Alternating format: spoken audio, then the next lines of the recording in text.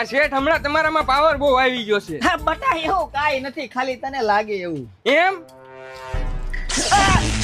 ઓય હું કરસ? આ તો પાવર ચેક કરતો તો. હાલામ સાનું માનો ધૂંજાળા કરવા માંડ. શેઠ આ હું કામ કરવા આવું છું તમારા ધૂળઝાળા નહીં.